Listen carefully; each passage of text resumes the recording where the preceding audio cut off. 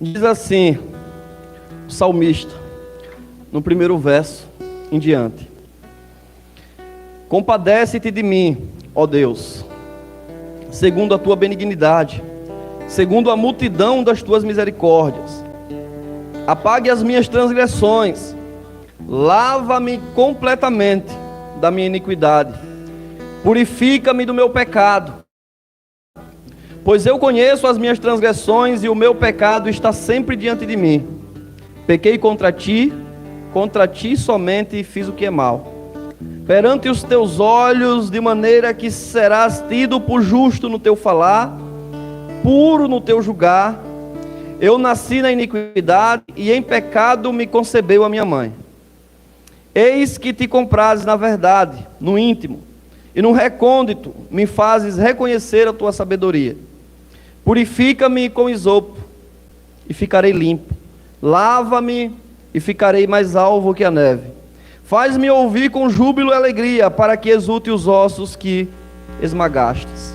Esconde o rosto dos meus pecados, e apaga todas as minhas iniquidades. Cria em mim, ó Deus, um coração puro, e renova dentro de mim um espírito inabalável. Não me repulses da tua presença, nem me retires o teu Santo Espírito. Restitui-me a alegria da tua salvação e sustenta-me com um espírito voluntário. Volte ao versículo 10 aí, por favor, o verso 10, perdão. E vamos ler juntos. Vamos lá, diz assim, eu vou falar e vocês repetem. Cria em mim, ó Deus, um coração puro, e renova dentro de mim um espírito inabalável. Amém. Irmãos, eu queria falar sobre o caminho do arrependimento para a redenção. Todos os irmãos sabem quem escreveu esse salmo. Se não sabe, vai ficar sabendo agora. Esse é um dos salmos do nosso irmão Davi, rei que é referência entre os salmistas. Temos alguns salmistas que escreveram salmos, mas quando se fala de salmo, a primeira coisa que a gente lembra é de Davi. É uma das referências de salmo. E Davi, ele escreveu esse salmo em um dos momentos mais difíceis da vida dele, quando Davi percebeu o que o pecado poderia fazer com ele. Todos conhecem que Davi, ele estava em sua casa descansando, e ele chegou à varanda da sua casa, abriu a janela, e quando ele olhou, ele viu ali uma mulher, segundo a Bíblia, uma mulher muito bela. E diz que aquela mulher se banhava ao ar livre. E Davi, ele desejou aquela mulher naquele momento. E quando nós lemos isso, parece que nós não conseguimos ver o peso que o pecado pode trazer para a nossa alma. Porque eu já vi pessoas, após fazer a leitura da história de Davi, dizer assim para mim: mas aquela mulher era só mais uma das que Davi se relacionava, porque a Bíblia diz que Davi tinha muitas mulheres. Mas o problema do pecado, irmão, não é que você está fazendo algo que todo mundo está fazendo, mas é o intuito, o desejo, o que você coloca no seu coração perante o que você está fazendo. Eu sei que Davi tinha várias mulheres, mas aquelas mulheres eram mulheres dele. O grande problema é que naquela hora Davi desejou aquilo que não era dele. O problema não foi Davi desejar a mulher, foi que ele desejou a mulher de outro homem. Foi que Davi olhou e cobiçou algo que não poderia ter. Porque ela tinha um marido. Como era o nome do marido dela? Urias. E sabe o que é que a Bíblia fala quando nós lemos? Que Urias era um marido exemplar, era um homem que cuidava da sua esposa, ele ia para a batalha e ficava preocupado com o seu lar. É isso que as Escrituras falam. Então isso, irmão, incomodou o coração de Deus, porque ele percebeu que Davi estava defraudando alguém. E parece que quando nós estamos caminhando na direção do pecado, parece que nós esquecemos que pessoas são defraudadas com o nosso pecado. E às vezes nós declaramos para nós mesmos assim: não, esse pecado só está fazendo mal para mim. Mas eu vou dizer para você, você está muito enganado. O pecado nunca prejudica somente o pecador. O pecado, ele prejudica o pecador e aqueles que estão agregados a ele. E esse é o grande perigo de você viver em constante pecado. Quando Deus, ele nos separa para algo, irmão, eu queria que você entendesse isso. Diga assim: eu fui separado para uma grande obra. Que bom que você sabe disso. Quando Deus separa você para uma obra, Deus agora coloca sobre você a responsabilidade daquilo que Ele te separou para fazer. Então, se Deus te separou e te deu para você alguns dons, para que você administre esses dons, e através da administração desses dons, pessoas cheguem até Jesus. Eu estava vendo algo que eu fiquei muito, apaixonado, porque eu comecei a pensar em algumas pessoas da nossa igreja e na diversidade que Deus nos deu. Ontem nós estávamos falando sobre o encontro que vai ter, das igrejas para jogar bola, da nossa igreja. E aí hoje, Deus traz John para cá.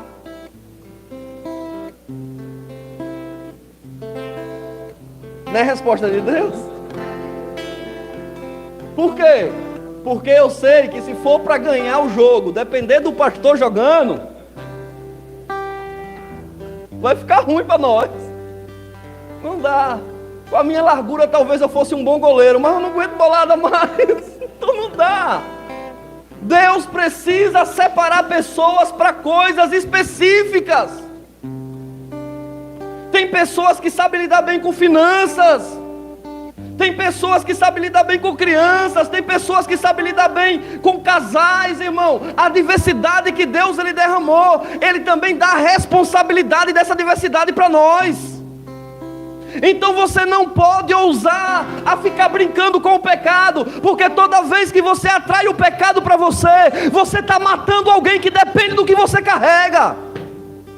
Então o pecado ele não faz mal somente a você, ele faz mal a você e aqueles que dependem do seu chamado. Pare de ser, alguém que só pensa em si mesmo. E toda vez que você desejar pecar, você se lembre que você está matando alguém. Porque pessoas dizem para você: poxa, como eu admiro você, Veja aí o que foi que cada um dos irmãos falou. Pastor, eu admiro o senhor. Aí a irmã Camila disse que me admira por causa da maneira que eu lido com as crianças. O irmão Rafael por ver um paizão em mim. Mas aí se eu pecar, irmão, o que é que eu faço com o coração dessas pessoas? Se eu andar brincando com o pecado, o que eu faço com o coração dessas pessoas que me admiram? Então o pecado, ele é algo egoísta, porque ele não mata só você, ele mata você e mata quem te cerca. Quando um homem ele cai no pecado do adultério, ele não morre sozinho, irmão, ele morre e mata a esposa junto. Quando uma mulher cai no pecado do adultério, ela não morre sozinha, ela morre e mata o seu marido junto. E isso eu estou falando de morte espiritual.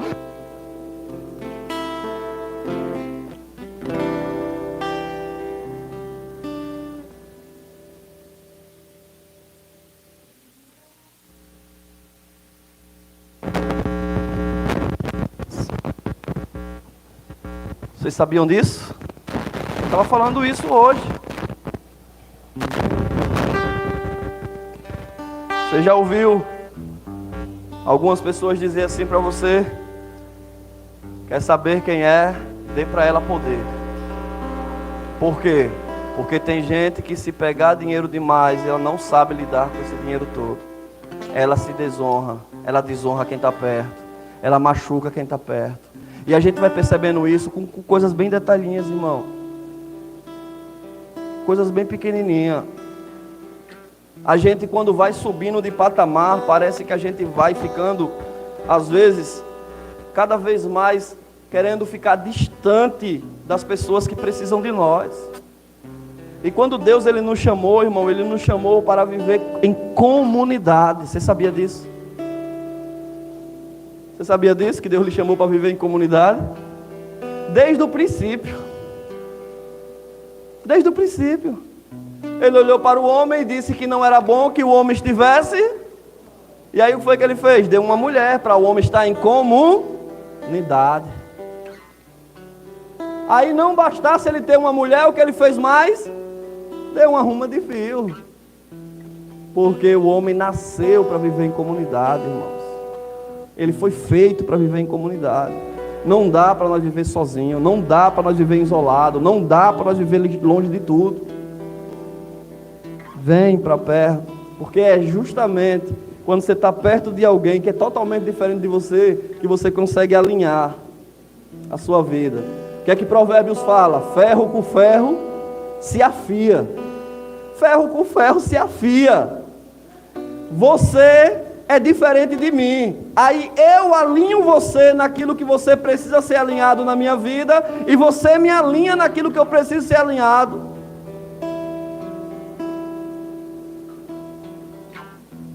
Então eu preciso estar junto com vocês. E a gente tem que tomar cuidado para a gente não ficar inventando desculpa para continuar pecando. Porque Davi, irmão, ele tentou de todo jeito enganar a Deus e as pessoas com o pecado que ele cometeu. Ele bolou um plano para esconder o pecado. E a primeira desculpa que ele deu foi: vamos dar férias para o marido de Betseba. E aí, esse homem de férias em casa, ele vai ter relação com a esposa. Aí ele vai pensar que o filho é de quem? O filho é dele, tem que ser depressa. Então ele já mandou logo: traga o homem para casa, que é para o homem se divertir com a mulher, que é para ninguém saber que esse filho é meu. Ó, irmão, que malícia na cabeça desse cara. O cara engravidou a mulher do colega e pegou e disse para o cara voltar para casa, que era para poder o cara ter uma relação com a esposa, que era para ele achar que o filho era dele. Aí ele voltou, só que ele foi para os afazeres, correu, foi para o palácio e não foi plantar a mulher para ter relação. Davi, eita, falhei nessa, vamos lá, vamos para o plano B. Foi que ele fez no plano B um banquete para ele. Colocou um banquete, pegou vinho, disse: ele vai se embebedar e vai ter relação com a mulher. Vai meter o vinho para o cara beber. Que ele queria de todo jeito enganar o cara, para o cara saber, pensar que o filho era dele. Veja como a gente faz: a gente peca e fica querendo enganar as pessoas, fingindo que o pecado é do outro, querendo mostrar que a culpa do pecado é do outro. Mas eu pequei por quê? Mas eu pequei por A, mas eu pequei por B. Era isso que Davi estava tentando fazer ali, tentando enganar, sabe, para não confessar o pecado dele. Mas assim mesmo não deu certo. Urias tomou o vinho, comeu a comida, mas mesmo assim ele não voltou para casa para ter relação com a sua esposa. E aí ele foi para o plano C. E no plano C ele planejou mandar Urias para a frente de batalha. Porque quando você tem uma guerra e coloca o cara na frente da batalha, a primeira bala que vem vai pegar em quem está onde?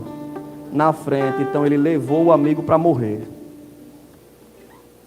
Assim, bota ele lá na frente. Bota ele lá na frente. Que aí ele vai morrer. Na guerra todo mundo morre, né? E aí ninguém vai saber que foi eu mesmo que botei ele lá. Ele morre lá e está tudo bem. E por último, porque ele ainda percebeu que mesmo com essa estratégia dele ainda não ia dar certo, as pessoas iam desconfiar. Ele pegou e disse assim: olha, repare a cara cínica dele nesse momento. Olha, seu marido morreu, eu não vou deixar você sozinha, eu vou cuidar de você, eu vou casar com você, que é para todo mundo perceber como eu amo seu marido, eu não vou deixar você desamparada. Meu Deus, como a gente é cínico quando peca. Como nós, sabe, o cara fez tudo isso e ali no final ele ainda planejou casar com a mulher, rapaz.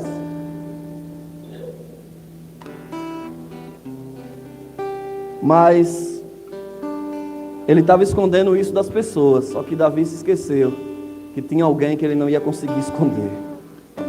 E quando você lê 2 Samuel no capítulo 11, no versículo 27, diz que o que Davi fez pareceu mal perante os olhos de Deus.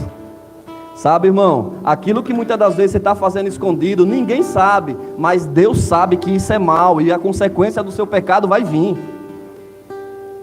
Se você não se arrepender, irmão, pode ter certeza, como um A é a primeira letra do alfabeto, e 1 mais 1 é 2, de que a consequência do pecado ela vai vir.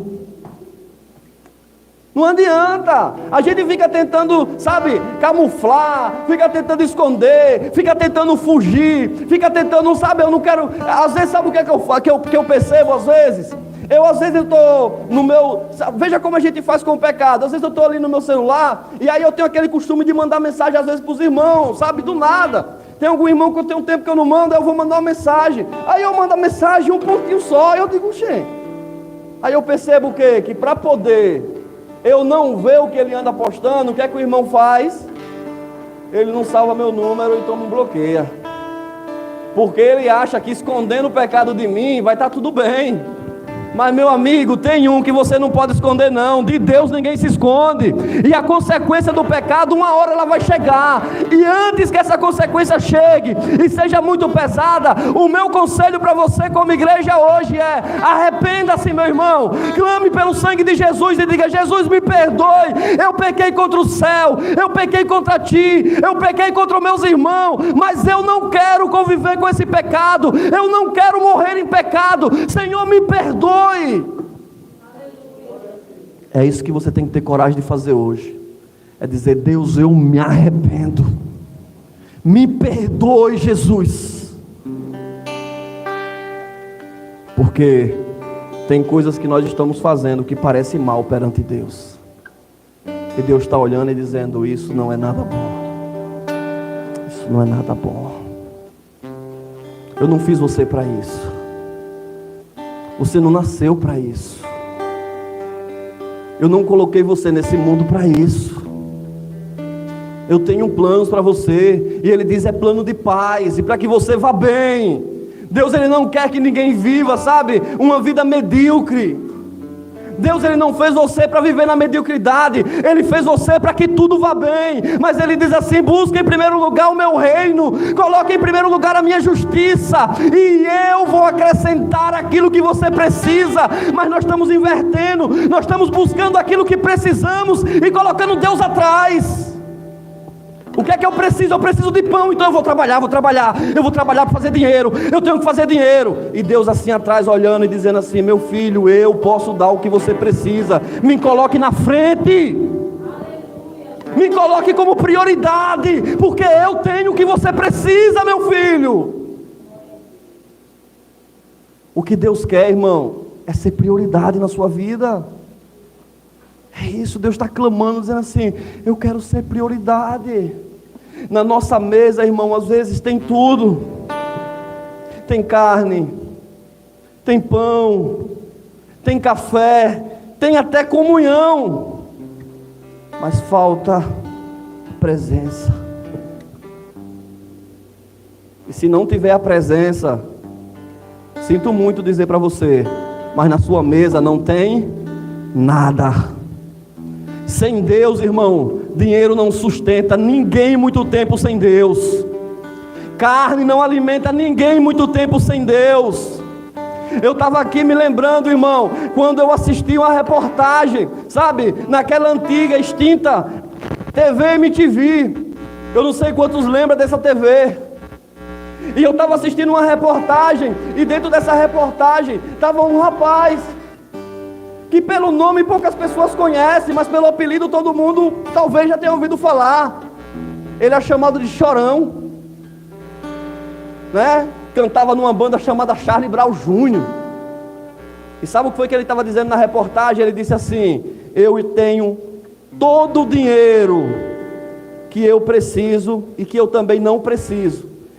Eu sou cercado de pessoas por todos os lados. Eu compro a bebida mais cara que eu quiser comprar. Eu cheiro, eu injeto, eu fumo a hora que eu quiser. Mas eu não consigo preencher o vazio. No final da noite eu estou chorando sozinho e clamando: Deus me salve. Cara, eu ouvi ele falando isso. Porque o dinheiro não preenchia ele, mulher não preenchia ele, multidão não preenchia ele. A única coisa que podia preencher ele era Deus, e ele não buscou. Então, irmão, busca Jesus enquanto você pode encontrar, porque amanhã pode ser tarde demais. Não adianta você morrer cheio de dinheiro, cheio de coisas, e você morrer sem Deus. Irmão, é melhor você ter pão na sua mesa, mas com a presença de Deus, de que você ter um banquete e Deus não se aprovar daquilo. E Deus está do lado de fora olhando você assim, dizendo: filho, não era isso. Aí você pode estar perguntando assim agora, dizendo assim: pastor, o senhor está dizendo que eu não devo ser rico, que eu não devo trabalhar, que eu não devo estudar. Não, irmão, eu quero que você seja milionário, mas eu não quero que você esqueça de Deus. Eu quero que você tenha tudo o que você precisa, para você e para abençoar quem precisa. Mas, irmão, tenha Jesus como prioridade, tenha Jesus como centro, tenha Jesus como salvação, e tudo o que você precisa, Ele vai acrescentar. Ele não vai deixar faltar pão, Ele não vai deixar faltar dinheiro, Ele não vai deixar faltar comunhão, Ele não vai deixar faltar, irmão, a família. Ele não vai deixar você sozinho. Coloca Jesus no centro hoje. Chama Ele, irmão, porque Jesus é o Senhor. Eu quero o Senhor, eu preciso do Senhor. Quando o homem confessa que ele precisa de Deus, irmão, a Bíblia diz que Deus, Ele nunca viu um justo mendigar o pão, e nem a sua descendência passar fome. Quem tem Deus, tem tudo. Quem tem Deus, tem tudo. E eu acho que está mais do que na hora de você parar de dar desculpa, sabe? Porque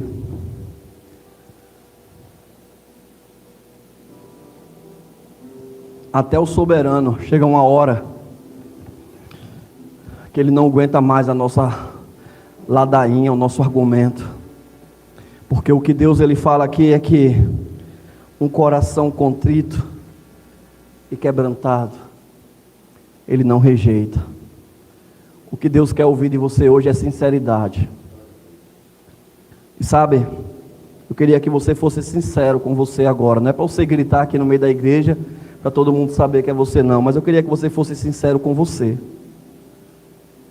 Você está feliz com a vida que você está levando? Você está satisfeito com tudo que você tem? Falta nada não para você? Se você está satisfeito com essa vida que você está levando, tudo bem, continua nela. Vai do jeito que você está achando. Não, está tudo bem, pastor. Eu não preciso de nada. Pronto, irmão, então fique em paz. E siga em paz.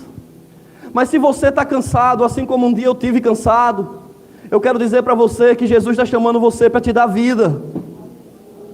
Se você está cansado, assim como eu também já estive cansado, irmão, eu me lembro, cara, que um dia eu estava sentado, sabe, aqui nesse morro aqui, ó, antes de ter essa reforma, ali próximo à caixa d'água, eu estava sentado, sabe, fazendo as besteiras que eu fazia antigamente, e ali de repente, sabe, como um flash, eu comecei a perceber, sabe, tinha pessoas que falava para amigos meus que não gostava de estar no ambiente que eu estava, porque tinha medo de mim e dos meus amigos, e eu achava que aquilo era respeito, mas o Espírito Santo fez eu perceber, disse assim: ó, seu tolo, você não tem mais a esposa que você tanto pediu a Deus, porque ela já está cansada da vida que você está levando. O seu pai e a sua mãe fala com você, mas eles não sabem o seu amanhã. Seu pai e sua mãe todo dia vai dormir pensando que amanhã vai fazer seu velório. Deixa de ser tolo. Eu tenho vida para você. Entrega o seu caminho. Se arrependa.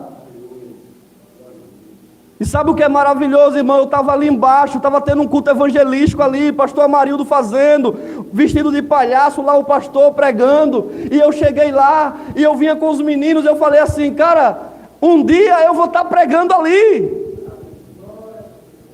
E os meninos riram, e falaram, oxe, meu irmão, tá ficando doida? Eu falei, cara, alguma coisa está dizendo para mim que o meu tempo já... Eu estou cansado, eu quero algo novo, eu quero restaurar minha família, eu quero ter o respeito da minha filha, eu quero ter o respeito dos meus vizinhos, eu quero ter o respeito do meu pai e da minha mãe, eu quero ter o respeito das pessoas, eu não quero que as pessoas tenham medo de mim, eu quero que elas me respeitem, e a única forma das pessoas olhar para você e te respeitar, é se elas verem em você, Deus, Jesus. Porque pelo contrário, irmão, não existe nada que possa fazer uma mudança no coração de alguém. A única coisa que eu e você pode ter para mudar a nossa vida chama-se Jesus Cristo de Nazaré. Irmão, tem intelectuais por aí que é cheio de inteligência, já leu milhares de livros, fez doutorado, mas eu lhe digo, irmão, aqui como eu estou lhe falando, eu já sentei em locais onde tinha advogado, e o advogado dizia assim para mim, ó, ele falou, eu queria voltar a ter inocência, porque hoje eu sou malicioso, eu vejo maldade em tudo, e vocês crentes, vocês têm inocência. Eu falei, não é inocência, irmão, é Jesus.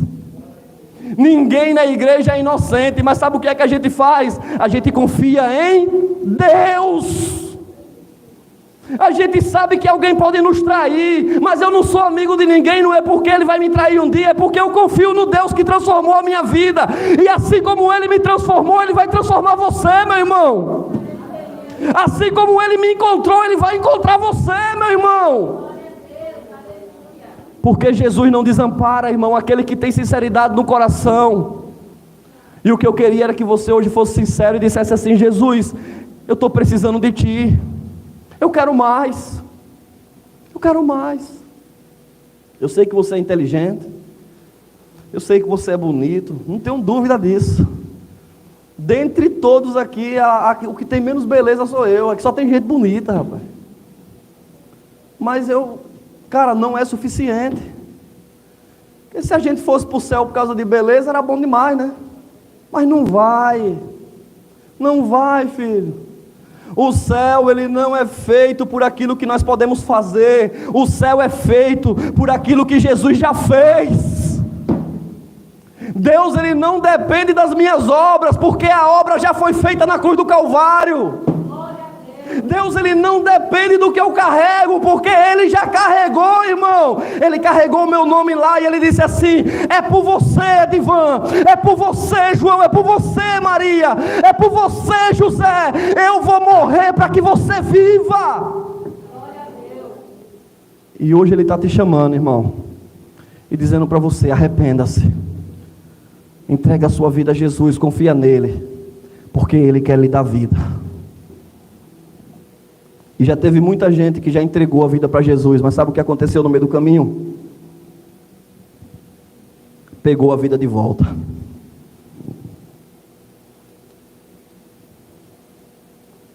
É, irmão, é isso mesmo.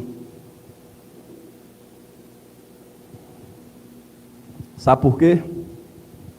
Porque a gente só quer que Jesus cuide da nossa vida até onde nos convém. Quando Jesus ele diz assim, filho, isso eu não quero que você faça. Aí sabe o que é que a gente faz? Então me dê minha vida de volta. Filho, eu não quero que você ande nesse lugar. Aí sabe o que é que a gente faz? Então me dê minha vida de volta. Filho, ó, se você mentia, não minta mais. Se você roubava, não roube mais. Se você fumava, meu irmão, vamos parar com esse negócio. Se você, irmão, vamos parar. Aí a gente diz assim, então Jesus, vamos fazer assim? Vamos fazer um acordo? Eu vivo a minha vida e o Senhor vive a sua. Depois eu vejo aí se dá para a gente viver. Porque a gente quer sempre que Deus ele se adeque a nós. Mas Deus ele está dizendo assim, irmão, eu quero te dar vida. E sabe o que é incrível? É que eu cheguei na igreja e eu ficava pensando assim, eu dizia, Deus, eu vou para a igreja hoje e amanhã eu vou ser um cara santo. Era isso que eu dizia quando as pessoas me chamavam para ir para a igreja. Eu dizia, não, eu só vou para a igreja quando for para largar tudo. É mentira, eu menti para Jesus. Eu ia para a igreja, saía, aí eu mentindo de novo, aí eu fazendo o que não devia de novo. Mas aí o Espírito dizia para mim, filho, venha do jeito que você está, porque quem quer lhe transformar sou eu, a transformação eu tenho para você. E aí eu ia, irmão, e eu me sentia podre, sabe? Eu não sei se você já teve esse sentimento de você fazer aquilo que você sabe que é errado, e você fica ali e você diz, poxa, eu pequei, eu não queria, Deus, eu tô mal, arranque isso de mim, Jesus. Eu sei que tem umas coisas que parecem loucura, sabe? Mas já teve momento que eu pequei, eu fui tomar banho, porque eu estava sentindo nojo de mim, por causa do pecado. Eu não sei se já passou isso com alguém, eu acho que é doideira que aconteceu comigo só. Mas já teve momento que eu pequei e eu fui tomar banho porque eu estava me sentindo, eu estava com nojo de mim. Mas eu voltava sempre para os pés da cruz e dizia, Jesus, eu não tenho prazer com o pecado. Jesus, o Senhor sabe que eu errei de novo, mas eu não quero mais isso para a minha vida. Senhor, me limpa. Senhor, me purifica. Obrigado, viu? Você é uma diaconisa de excelência aí.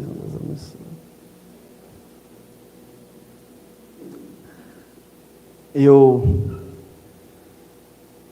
comecei a perceber que o Senhor foi me limpando aos poucos. O pecado foi saindo de mim. O desejo de fazer o que não prestava começou a ser arrancado de mim. O desejo de enganar as pessoas, sabe, de mentir. O desejo de fazer começou a se esvair, sabe? Eu fui vendo o que o Senhor estava fazendo em mim e eu comecei a dizer, cara, isso é bom. Isso é bom, é bom, é bom.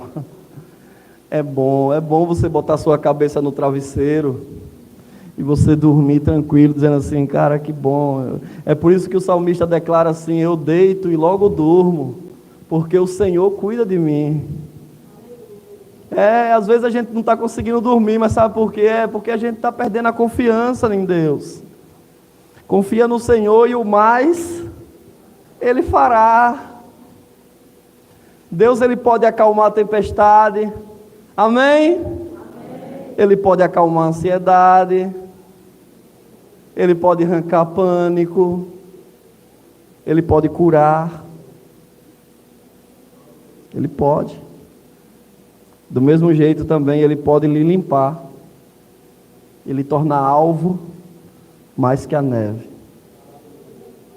Então eu quero orar por você, para que nós não passemos muito do tempo no nosso culto. Eu queria fazer uma oração pela sua vida, mas assim, irmão, eu queria pedir uma coisa, sabe? Eu queria que você arrancasse de dentro de você todo espírito de condenação, porque quando eu trouxe essa palavra aqui, era para falar para você os caminhos para a salvação, e o caminho para a salvação passa pelo crivo do arrependimento. Você precisa pedir perdão. Você precisa se perdoar. Você precisa ter paz no coração. Então, queria pedir para que você se colocasse diante de Deus e começasse a declarar para Ele assim, Deus, porque assim Deus lhe conhece, amém? Então não precisa você ficar escondendo, mas também não precisa você falar em voz alta, mas comece a declarar para Ele aqui hoje, dizendo assim, Jesus, o Senhor sabe que eu estou tendo dificuldade com essa área da minha vida, está difícil, o Espírito Santo está me falando aqui, meu irmão, agora nesse momento, eu sinto o Espírito Santo declarando isso para mim. Tem pessoas aqui que tem um apego emocional tão grande na sua vida, que e ela não consegue mais estabelecer um novo relacionamento, porque ele está ainda apegado emocionalmente a um relacionamento antigo. Irmão, eu não sei quem é, e também não precisa você se declarar, mas eu quero dizer para você aqui agora, que você está livre desse apego emocional. Eu quero declarar para você que essa prisão na sua mente não existirá mais. Deus, Ele quer te libertar, para que você seja livre para viver uma vida com Ele. Arranca isso, cara, do seu peito hoje. Arranca isso, moça. Arranca isso, homem. Sabe, deixa o passado no passado. Deus tem algo novo para você. Aleluia. Pai, o Senhor nos conhece, o Senhor sonda o nosso coração e sabe o que há dentro de nós. E por isso eu gostaria de pedir perdão hoje, dizendo assim: Senhor, nos perdoa pelos pecados que nós cometemos no meio do caminho e que o Senhor sabe que tem te desagradado. Perdoa, Senhor, por ter mentido. Perdoa, Senhor, por ter adulterado. Perdoa por ter pensado coisas que te desagradam. Perdoa, Senhor, por muitas das vezes querer defraudar o meu irmão. Perdoa, Senhor, o meu coração, porque às vezes, Senhor, eu não quero estar na Tua presença. Perdoa, Pai, o meu coração, porque muitas das vezes, Senhor, eu tenho pensado mal, eu tenho pensamentos iníquos. Perdoa, meu Pai, hoje, Senhor, o Teu servo, a Tua igreja, porque muitas das vezes, Senhor, eu tenho pensado em parar, eu tenho pensado em desistir. Perdoa-nos, Senhor. Os limpa. Eu quero declarar, Senhor, que a nossa mente hoje será livre de todo cativeiro. Todo cativeiro espiritual que tem nos prendido, Senhor, ao pecado. Traz libertação ao cativo hoje, Deus. Liberta-nos, Senhor. E estabelece um tempo novo para a Tua igreja. Um tempo de vida. Um tempo de paz. Aplana os caminhos, porque nós confiamos no Senhor. E nos guarda, Jesus, porque nós não queremos estar em outro lugar senão na Tua presença. Aleluia, Jesus.